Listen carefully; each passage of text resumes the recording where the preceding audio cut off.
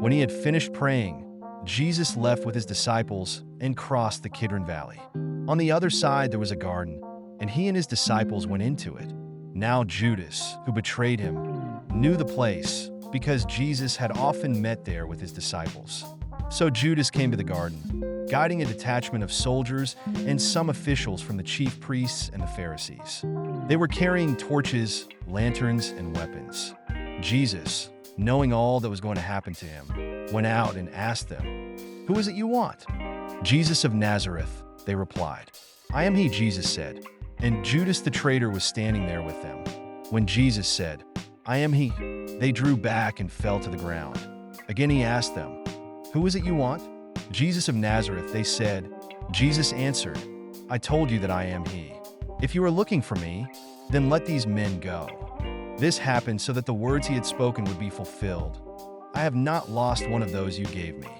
Then Simon Peter, who had a sword, drew it and struck the high priest's servant, cutting off his right ear. The servant's name was Malchus. Jesus commanded Peter, "Put your sword away. Shall I not drink the cup the Father has given me?" Then the detachment of soldiers with its commander and the Jewish officials arrested Jesus. They bound him and brought him first to Annas, who was the father-in-law of Caiaphas, the high priest that year.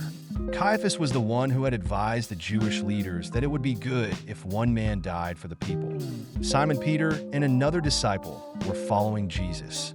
Because this disciple was known to the high priest, he went with Jesus into the high priest's courtyard, but Peter had to wait outside at the door. The other disciple, who was known to the high priest, came back, spoke to the servant girl on duty there, and brought Peter in. "You aren't one of this man's disciples too, are you?" she asked Peter. He replied, "I am not." It was cold, and the servants and officials stood around a fire they had made to keep warm. Peter also was standing with them, warming himself. Meanwhile, the high priest questioned Jesus about his disciples and his teaching. "I have spoken openly to the world," Jesus replied. "I always taught in synagogues or at the temple, where all the Jews come together. I said nothing in secret. Why question me? Ask those who heard me. Surely they know what I said." When Jesus said this, one of the officials nearby slapped him in the face. "Is this the way you answer the high priest?" he demanded.